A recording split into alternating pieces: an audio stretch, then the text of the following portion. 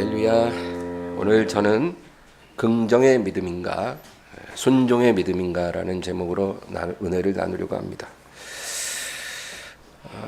예수님은 이 세상에서 계실 때 설교를 많이 하셨습니다. 근데 예수님은 항상 비유로서 설교하셨습니다. 비유를 하지 않으면 설교를 하지 않을 정도였어요. 이 비유는요, 믿는 사람에게는 진리가 더 잘 이해되도록 하는 그런 효과가 있습니다. 어려운 진리를 쉽게 깨닫게 해줍니다. 믿는 사람에게 그렇습니다. 그러나 믿지 않는 자들에게는 들어도 깨닫지 못하도록 하기 위함이다. 그렇게 성경이 말씀합니다. 마태복음 13장 13절 읽겠습니다. 그러므로 내가 그들에게 비유로 말하는 것은 그들이 보아도 보지 못하며 들어도 듣지 못하며 깨닫지 못함이니라. 예수님은 믿는 자는 진리를 더 잘 깨닫게 하기 위해, 믿지 않는 자들에게는 들어도 깨닫지 못하도록 하기 위해 비유를 사용하셨다는 거예요. 오늘 본문도 역시 비유로 설교하셨습니다. 한 농부가 땅에다 씨를 뿌린다는 거예요. 그런데 그 씨를 딱 뿌리고 나서 그 농부는 이제 자고 깨고 하면서 일반 생활을 합니다. 그래서 알지 못하는 가운데 시간이 흐르면서 땅이 스스로 열매를 맺어 점점 자라 싹이 나고 이삭이 되고 곡식이 되더라는 거예요. 핵심 구절은 오늘 본문 28절입니다. 다 같이요. 땅이 스스로 열매를 맺되 처음에는 싹이요 다음에는 이삭이요 그 다음에는 이삭에 충실한 곡식이라. 우리가 믿음의 씨를 뿌리면 땅이 스스로 열매를 맺는다는 것입니다. 여러분, 여기서 농부는 바로 우리 자신입니다. 땅은 하나님입니다. 이 비유에서 그렇습니다. 우리는 농부고 우리가 땅에 믿음의 씨를 뿌리는 것입니다. 우리가 하나님 앞에 믿음의 씨를 뿌리는 사람입니다. 저와 여러분은 농부가 되어 하나님 앞에 믿음의 씨를 뿌려야 하는 것입니다. 그러면 땅이 스스로 열매를 맺는다. 우리가 할 일은 믿음으로 씨를 뿌리는 것이고 땅이신 하나님은 그 씨를 받아서 일하시는 것입니다. 그러므로 여러분, 하나님이 하실 일을 걱정하지 말고 우리가 할 일을 걱정해야 돼요. 우리가 믿음의 씨를 잘 뿌려야 합니다. 제대로 뿌리면 땅은 알아서 열매를 맺는다는 것입니다. 히브리서 11장 1절과 2절을 보겠습니다. 믿음은 바라는 것들의 실상이요 보이지 않는 것들의 증거니 선진들이 이로써 증거를 얻었느니라. 믿음은 바라는 것들의 실상이라는 거예요.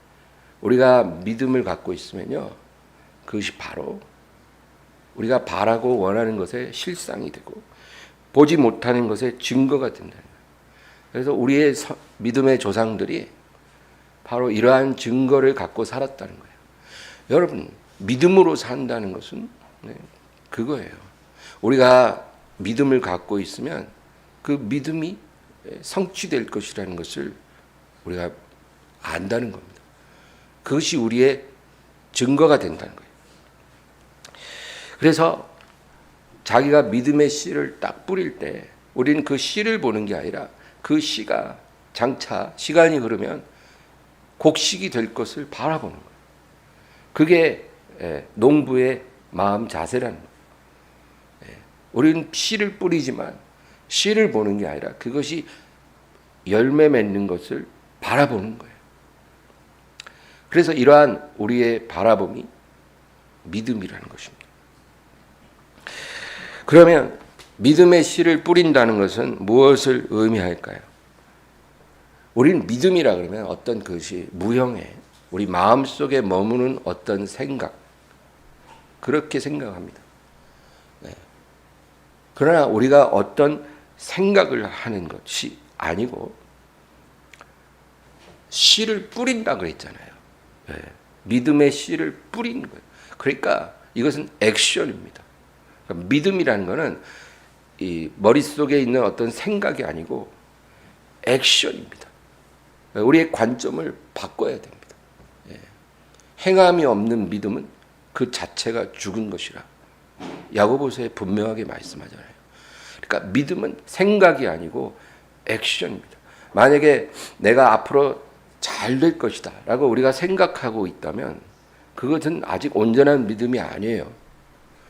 우리는 그 믿음의 씨를 뿌려야 해요. 무엇인가 액션을 할 때 그 믿음이 온전해지는 거예요. 그리고 그 믿음이 싹을 내고 이삭을 만들고 곡식을 맺는 것입니다. 많은 사람들이 믿음을 잘못 이해합니다. 그래서 어떤 나의 장래에 대한 낙관적인 생각을 하고 그리고 긍정적인 말을 하고 그리고 좋은 꿈을 갖는 것을 믿음이라고 생각을 합니다. 이런 것이 오늘날 많은 성도들이 생각하는 믿음이에요. 긍정의 믿음이라고 많이들 얘기합니다.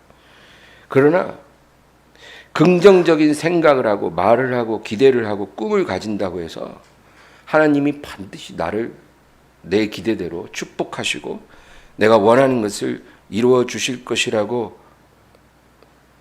믿는다면은 그것은 하나님이 원하시는 온전한 믿음이 될 수 없다라는 거예요.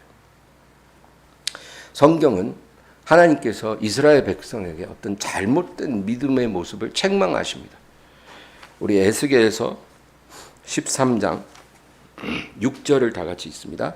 여호와께서 말씀하셨다고 하는 자들이 허탄한 것과 거짓된 점괘를 보며 사람들에게 그 말이 확실히 이루어지기를 바라게 하거니와 그들은 여호와가 보낸 자가 아니라. 다시 한번요.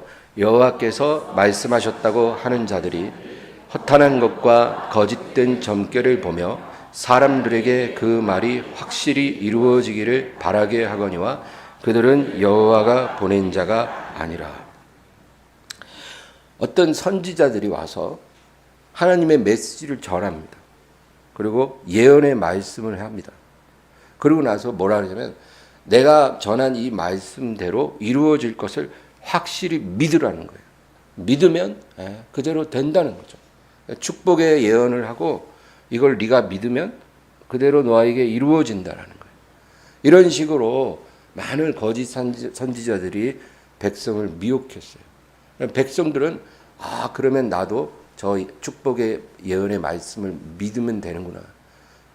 그런데 아무리 그렇게 믿어도 그 믿음대로 이루어지지 않았다는 겁니다. 그리고 하나님께서 말씀하세요. 그들은 여호와가 보낸 자가 아니라는 거예요. 그러므로 내가 그들을 칠 것이다. 그 거짓 선지자들도 치고 그것을 믿는 자들도 벌을 받을 것이라는 거예요. 그 밑에 10절을 읽겠습니다.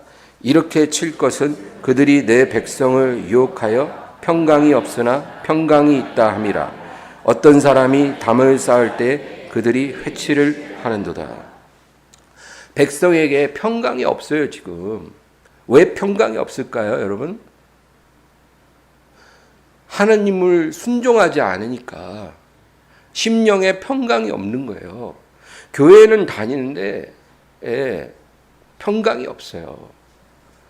주여 주여 부르기는 하지만 평강이 없어요. 그런데 이 거짓 선지자들은 평강이 있다고 말을 합니다. 네가 평강이 있다고 믿으면 평강이 임한다는 거예요. 축복이 있을 거라고 믿으면 축복이 임할 거라는 거예요. 하나님과의 관계가 깨어진 사람.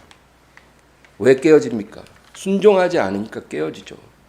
회개가 없으니까 깨어지는 거예요. 이런 사람에게는 평강이 없어요. 아무리 평강이 있다고 믿어도 평강이 임하지 않고 축복이 올 것이라고 믿어도 축복이 오지 않는다는 거예요. 그리고 또 뭐라 그래요? 어떤 사람이 담을 쌓을 때 그들이 회치를 한다는 거예요. 담을 쌓는다는 건 뭐냐면 하나님과의 관계에서 담을 쌓는 거예요. 그러니까 순종하지 않고 하나님과 담이 생기는 거예요.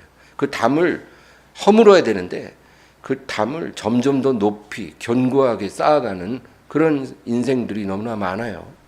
그런데 이 거짓 선지자들은 그들이 담을 쌓고 있을 때 가서 그 담을 허물어야 되는데 그게 아니라 거기다 회치를 해준다는 거예요.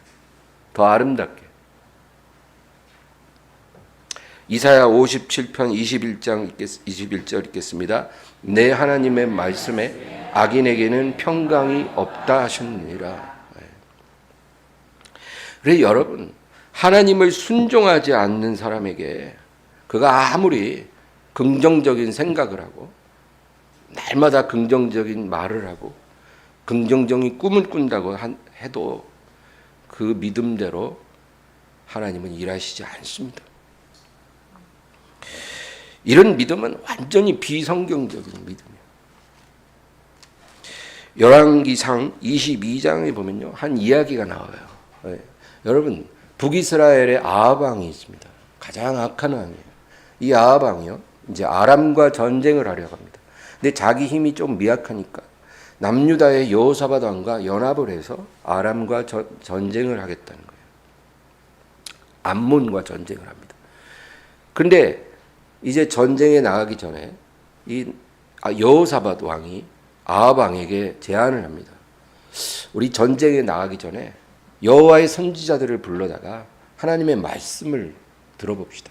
하나님께서 이 전쟁에 어떻게 말씀하시는지 우리가 말씀을 듣고 전쟁에 나갑시다. 왜냐하면 여호사밧은 경건한 사람이었거든요. 그래서 아합이 내키지 않았지만 뭐 안 할 수가 없잖아요. 그래서 여호와의 선지자들을 많이 불렀어요.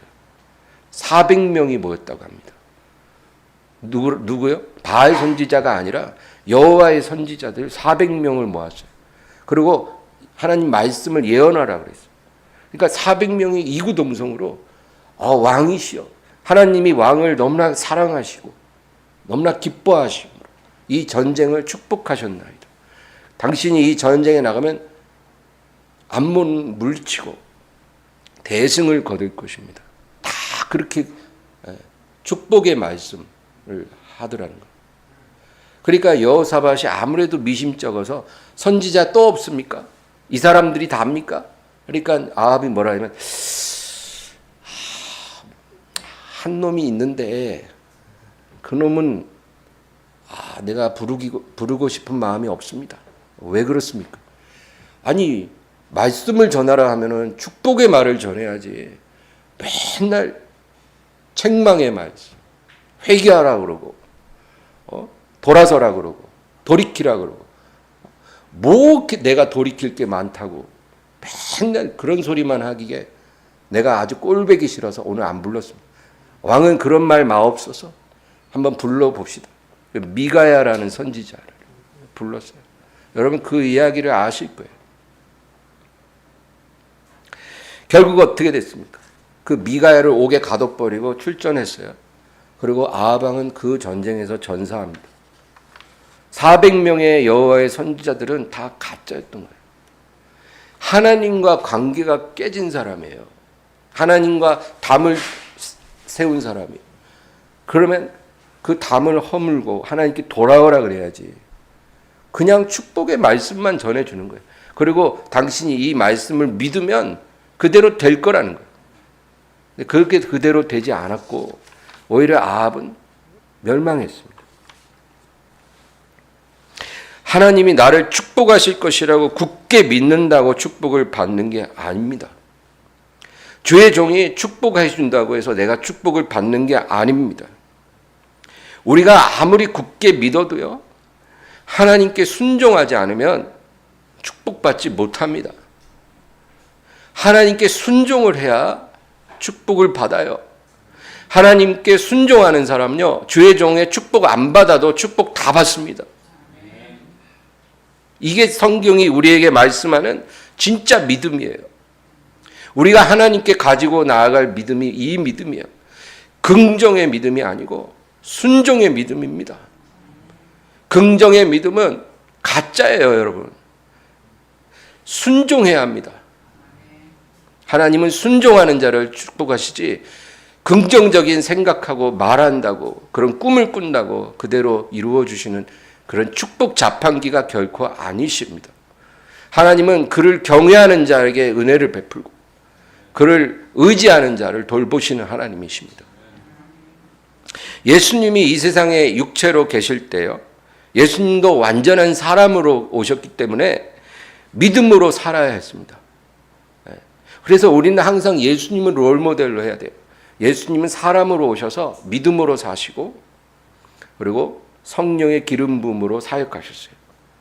그런데 이 세상에 계셨던 예수님의 믿음은 어떤 믿음이냐면 어떤 긍정적인 그런 믿음이 아니었어요. 죽기까지 아버지께 순종하는 믿음이셨어요. 예. 예수님의 설교를 들어보세요. 긍정적인 말보다 부정적인 말이 훨씬 더 많아요. 예수님은 바리새인들을 엄격히 책망하셨어요. 그리고 심지어는 베드로에게도 사탄아 내 뒤로 물러가라. 그렇게 야단치셨어요. 제자들이 조금만 잘못하면 호되게 야단치시고 가르치셨지 긍정적인 말만 해주시는 그런 분이 아니셨어요. 그러나 예수님은 죽기까지 아버지 뜻을 따르셨어요. 우리가 닮아가야 될 믿음, 따라가야 될 믿음은 순종하는 믿음입니다. 그래서 예수님은요, 이 순종의 믿음으로 씨를 뿌리셨고 그 결실을 맺어서 저와 여러분을 구원하신 겁니다. 예수님이 이 세상에서 잘 될 줄 믿습니다. 행복할 줄 믿습니다. 평안할 줄 믿습니다. 좋은 일이 날 줄 믿습니다. 믿습니다. 그렇게 되리라 믿습니다. 이런 믿음으로 사셔서 저와 여러분을 구원하신 게 아니에요. 예수님은 죽기까지 순종하심으로 십자가에 못 박히셨기 때문에 저와 여러분이 구원을 받은 겁니다. 그럼 우리가 가야 할 믿음도 그 믿음이에요. 히브리서 5장 8절과 9절입니다. 그가 아들이시면서도 받으신 고난으로 순종함을 배워서 온전하게 되셨은즉 자기에게 순종하는 모든 자에게 영원한 구원의 근원이 되시고, 그는 아들이시면서도 받으신 고난으로 순종을 배우셨다는 거예요. 여러분, 순종은 고난을 통해 배우는 것이지 형통을 태워서 배우지 못합니다. 형통할 때는 순종을 못 배워요. 고난이 와야 순종을 배웁니다.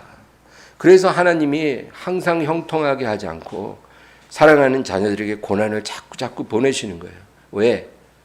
우리가 고통당하는 게 아주 깨소금 맛이라서가 아니고 고난을 통해서만이 순종을 배울 수 있기 때문이에요. 순종을 알아야 순종의 씨를 뿌리죠. 근데 순종을 안 하니까 고집이 너무 세니까 자기 중심적인 생각이 너무 강하니까 하나님이 고난을 통해서 순종을 배우게 하시고, 그래서 우리가 순종의 씨를 뿌리면 하나님께서 생명의 결실을 맺게 해주시는 거예요. 이게 다 우리를 향한 하나님의 선한 계획입니다. 그리고 뭐라 그래요? 받으신 고난으로 순종함을 배워서 온전하게 되셨은즉, 그렇게 말하잖아요. 순종함을 통해서 예수님도 온전하게 되셨다는 거예요. 이 온전하게 되었다는 것은 씨를 제대로 뿌리셨다 그 말이에요.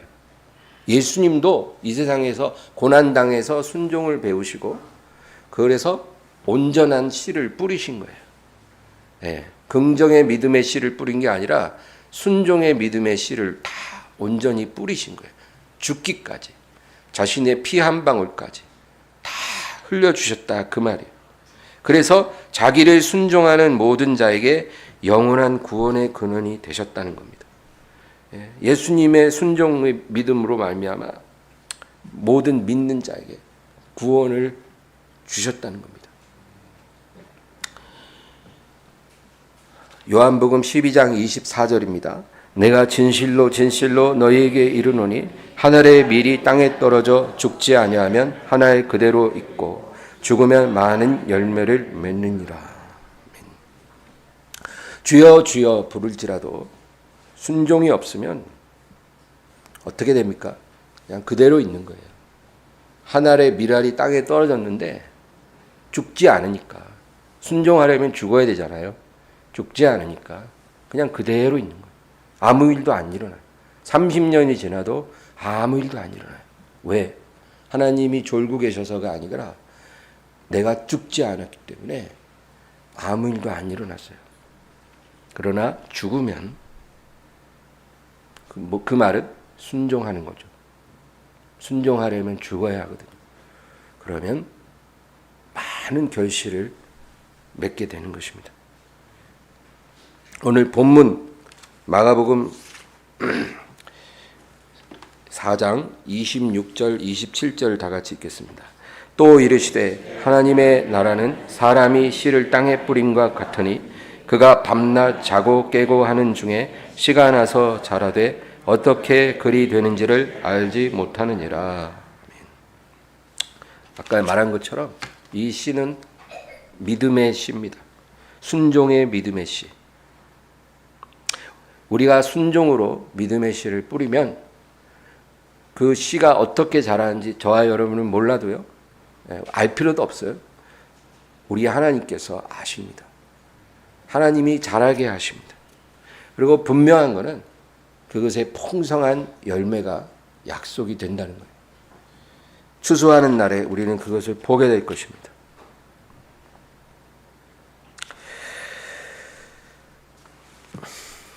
여러분, 창세기 6장 8절 보겠습니다. 다 같이요. 그러나 노아는 여호와께 은혜를 입었더라. 이 구절이 참 중요해요. 왜냐하면 이 구절은 정확한 번역을 보면 영어 성경을 봐야 합니다. 영어 성경을 보겠습니다. But Noah found grace in the eyes of the Lord. 그랬잖아요. 무슨 뜻이에요? 그러나 노아는 하나님의 눈에서 은혜를 발견했더라. 그런 뜻입니다. 이게 원전에 그대로 번역한 의미예요. 노아는요, 하나님의 눈에서 은혜를 발견한 사람이에요. 우리가 하나님의 눈에서 은혜를 본다는 것은 우리가 순종할 때만이 가능한 일입니다. 순종하는 사람만 하나님의 눈에서 매일 아침 은혜를 볼 수 있어요. 그렇기 때문에 하나님께서 노아를 찾아오셔서 방주를 지으라고 하신 거예요. 노아가 하나님 앞에, 하나님 저와 제 가족 좀 구원해 주세요. 저를 좀 축복해 주세요. 저를 좀 살려주세요.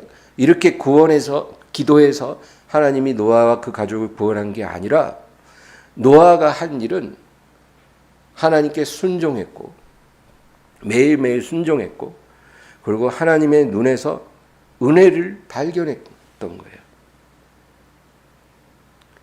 성경은 노아에 대해서 자세한 얘기를 안 해요. 노아가 어떤 사람이었는지, 재산이 얼마가 있었는지, 공부는 얼마만큼 했는지 그런 얘기는 하지 않아요. 중요하지 않으니까. 그러나 노아는 하나님의 눈에서 은혜를 발견한 사람이에요. 그러니까 하나님께서 노아에게 오셔서 홍수가 임하기 전에 너와 네 가족은 방주를 지으라고 방주의 모든 설계도를 다 가르쳐 주셨어요. 그리고 방주를 지을 수 있는 제목을 다 공급해 주셨어요. 방주를 지을 수 있는 시간을 기다려 주셨어요. 그리고 방주가 다 지어지니까 노아가 모든 동물 암수를 다 잡으러 돌아다닌 게 아니에요. 여러분, 기린 같은 짐승을 그 당시에 어떻게 생포합니까? 하마를 어떻게 생포합니까? 코뿔소를 어떻게 생포하겠어요? 그런데 하나님께서 그 암수 동물들이 지발로 방주에 걸어 들어오게 하셨어요. 성경을 읽어보세요. 걸어 들어오게 하시고 다 들어오니까 하나님이 그 문을 닫으셨어요. 그러니까 처음부터 끝까지 하나님이 다 해주신 거예요. 그렇게 해달라고 하지 않았는데도 하나님의 눈에서 매일 아침 은혜를 발견했기 때문에 하나님 노아를 위해 최상의 시나리오를 준비하셨어요. 그래서 그와 그 가족을 구원하셨어요. 오늘날 우리에게 필요한 믿음이 이런 믿음입니다. 여러분, 이 세상에서 많은 것 받고 싶고 많은 행복을 누리고 싶지만 그런 것을 구하며 긍정의 믿음으로 사는 사람은요, 지금 방향이 좀 잘못된 거예요. 우리가 해야 할 일은 하나님의 뜻을 구하고 하나님의 말씀을 배우고 순종하는 사람이 되어야 되는 것입니다. 하루아침에 그것이 이루어지지 않아도 매일매일 그 방향으로 가야 해요. 완전한 사람이 되지 못해도 옳은 방향으로 가야 합니다. 그렇게 가는 사람은 하나님의 눈에서 은혜를 발견할 수 있어요. 성령께서 우리에게 눈을 열어주셔서 하나님의 은혜를 보게 만들어 주십니다. 그런 사람은 하나님이 모든 걸 더해 주세요. 예? 어떤 오랜 고질병도 점점 낫게 해주시고 집안에 해결되지 않는 문제도 다 해결되게 해주세요. 경제적인 어려움도 점점 더 해결되게 해주시고 인간관계의 모든 꼬인 문제도 다 해결되게 해주세요. 내가 하려면 안 되는 것들도 하나님이 다 해주세요. 땅이 스스로 열매를 맺는다 그랬잖아요. 하나님이 다 하신다는 거예요. 왜 그렇게 해주시냐면 우리가 하나님의 눈에서 은혜를 발견했기 때문에 하나님께서 우리를 위해 일해 주시는 거예요. 그런 삶이 되기를 주의 이름으로 축원합니다. 창세기 14장 이야기를 하고 마치려고 합니다. 아브라함은 전쟁에 나가서 대승을 거둔 적이 있어요. 자기 집에서 훈련한 318명을 데리고 자기 조카 롯과 그 가족을 구출하기 위해서 전쟁에 참전합니다. 왜냐하면 그 당시 도시들 간의 전쟁이 일어나서 그 소돔이 패배했어요. 소돔에 누가 살아요? 롯이 살았거든요. 그래서 롯의 모든 가족들이 다 포로로 끌려가고 그 재물도 다 빼앗긴 거예요. 그러니까 들판에 살던 아브라함이 그 소식을 듣고 318명을 데리고 밤에 기습을 해서 대승을 거두고 모든 포로를 다시 찾아오고 빼앗겼던 재물도 다시 찾아오는 그런 일이 일어납니다. 그런데 돌아오는 아브라함을 두 명의 왕이 영접하러 나온다는 거예요. 여러분, 이 사건은 굉장히 의미심장한 사건입니다. 왜냐하면 저와 여러분이 아브라함인 거예요. 우리가 어떤 왕의 영접을 받느냐가 중요합니다. 왕이라고 다 같은 왕이 아니라는 거예요. 우리는 어떤 왕의 영접을 거절하고 어떤 왕의 영접을 받아들여야 되는 문제가 중요합니다.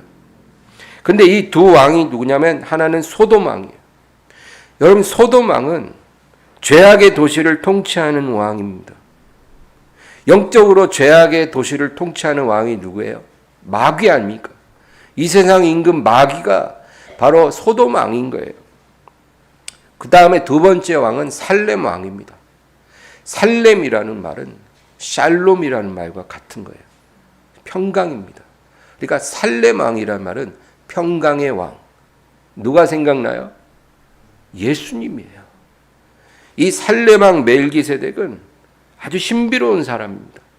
살렘의 왕이면서 평강의 왕이면서 지극히 높으신 하나님의 제사장이라고 성경이 기록하고 있어요. 왕과 제사장을 겸직하는 아주 신비로운 인물이에요. 누구를 예표합니까? 예수님을 예표하는 거예요. 그러니까 죄악의 도시를 통치하는 소돔 왕과 이 샬롬의 왕, 평강의 왕 멜기세덱이 동시에 이 승전하고 돌아오는 아브라함을 환영하러 나왔다는 거예요. 그런데 이 소돔 왕이 뭐라 그러냐면 사람들은 다 나에게 돌려보내고 재물들은 내가 빼앗겼다 찾은 재물들은 네가 다 가지라는 거예요. 네가 공을 세웠으니 이건 네 몫이라는 거예요. 그런데 아브라함은 이 소돔 왕의 선물을 단칼에 거절했어요. 그리고 창세기 14장 23절 말씀을 우리 다 같이 읽겠습니다. 네 말이 내가 아브라함으로 치부하게 하였다 할까요? 내게 속한 것은 실 한 오락이나 들매끈 한 가닥도 내가 가지지 아니하리라.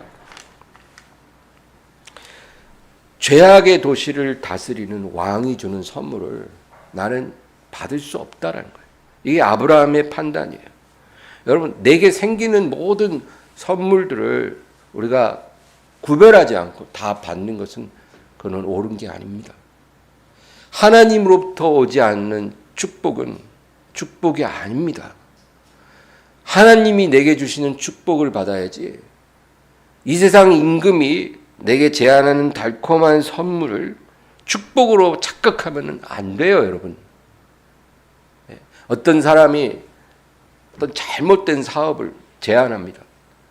너는 별로 투자할 것도 없고 그냥 같이 하기만 하자고 아주 달콤하게 제안을 합니다. 근데 그 사업은 옳은 사업이 아니에요. 여러분, 이런 것들은 하나님의 축복이 아니라 올무가 되는 것입니다. 그러나 살렘 왕이 아브라함을 영접합니다. 떡과 포도주를 가지고 와서 아브라함을 대접하고 그를 축복합니다. 근데 아브라함은 그가 베푸는 떡과 포도주를 먹고 그의 축복을 받아들입니다. 그에게 11조를 드렸다는 거예요. 창세기 14장 18절에서 20절까지 읽겠습니다. 살렘 왕 멜기세덱이 떡과 포도주를 가지고 나왔으니 그는 지극히 높으신 하나님의 제사장이었더라. 그가 아브라함에게 축복하여 이르되 천지의 주제이시오 지극히 높으신 하나님이여 아브라함에게 복을 주옵소서. 너희 대적을 내 손에 붙이신 지극히 높으신 하나님을 찬송할지로다 하매 아브라함이 그 얻은 것에서 10분의 1을 멜기세덱에게 주었더라. 네. 여러분, 굉장히 특별한 사건입니다. 살렘 왕 멜기세덱 갑자기 나타난 사람이에요. 이 전쟁과 별 상관이 없는데 돌아오는 아브라함을 영접할 때요, 그는 떡과 포도주로 아브라함을 대접하고 그를 축복했다는 거예요. 천지의 주제이시오 지극히 높으신 하나님이여 아브라함에게 복을 주옵소서. 근데 아브라함 또 그것을 받아들이고 그가 얻은 것의 11조를 그 제사장에게 주었다는 거예요. 여러분, 이것은 바로 예수님이 우리를 대접하시는 것을 말합니다. 예수님은 저와 여러분을 어떻게 대접했냐면 자기의 살과 피로 대접해 주셨어요. 예수님이 우리를 대접하는 방식은 그겁니다. 예수님의 살과 피에 그것으로 우리를 대접하셨어요. 그것으로 우리에게 먹이고 마시고 영생을 주셨어요.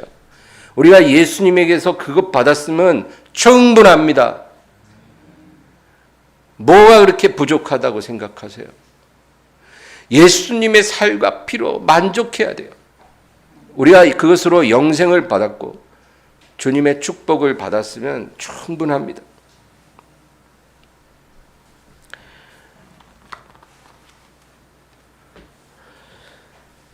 아브라함은요, 소돔 왕이 주는 선물은 거절했고 살렘 왕이 주는 떡과 포도주와 축복을 받는 것을 선택했습니다. 오늘 저와 여러분이 기억해야 될 것은, 여러분, 긍정적인 믿음으로 이 세상 성공을 선택하는 사람이 되지 마세요. 우리가 그런 마음으로 살면요, 그것은 결국 살렘 왕이 주는 축복이 아니라 소돔 왕이 주는 선물을 받아들이는 것과 마찬가지입니다. 우리는 예수님이 가신 길을 따라가야 돼요. 예수님이 순종의 믿음으로 씨를 뿌린 것처럼 우리도 이 세상 삶이 마칠 때까지 순종의 믿음의 씨앗을 뿌려야 합니다. 두 가지를 다 선택할 수 있을 거라고 여러분 생각하지는 마십시오. 예수님도 한 가지만 선택하셨어요. 이 세상에서. 얼마든지 예수님은 이 세상에 오셨을 때 더 많은 것을 취할 수 있었어요. 그러나 예수님은 다 거절하시고 십자가에 죽는 그 길만 걸어가셨어요. 모든 사도들도 그렇게 살다 갔지 둘 다 선택하려고 하지 않았어요. 소돔왕의 선물도 받고 살렘왕의 떡과 포도주도 받고 그랬으면 좋겠죠. 누가 그렇게 말하면 여러분 그것은 미혹이라고 생각하세요. 한 가지만 선택해야 합니다. 만약에 우리가 아브라함의 선택을 우리가 취한다면 하나님께서 우리에게 더 많은 것을 주실 것입니다. 그의 나라와 의를 구하라. 그리하면 이 모든 것을 너에게 더해 주시리라. 우리가 이 세상 삶을 마칠 때까지 하나님의 그 은혜로 우리의 모든 삶을 돌보아 주실 것입니다. 요한복음 12장 25절 읽고 마칩니다. 자기 생명을 사랑하는 자는 잃어버릴 것이요 이 세상에서 자기의 생명을 미워하는 자는 영생하도록 보전하리라. 아멘. 이 말씀 기억하면서 여러분 승리하시길 주의 이름으로 축원합니다. 하나님 아버지, 오늘도 주님을 찬양합니다. 우리 가운데 거하시고 영광 받으시기를 간절히 원합니다. 아버지 하나님, 우리에게 순종의 믿음을 주소서. 이 믿음만이 우리를 구원하는 믿음입니다. 우리에게 영생을 허락하는 믿음입니다. 예수님이 가지셨던 그 믿음입니다. 이 믿음 주사 우리가 이 믿음으로 씨를 뿌리게 하시고 반드시 결실하게 하옵소서. 우리에게 영생을 허락해 주시고 또 이 땅에 사는 동안에도 하나님이 그 눈에서 은혜를 발견한 사람에게 약속하신 모든 은혜와 공급하심을 허락해 주시옵소서. 믿사옵고 예수님의 이름으로 기도합니다. 아멘. 찬양하고 기도하겠습니다.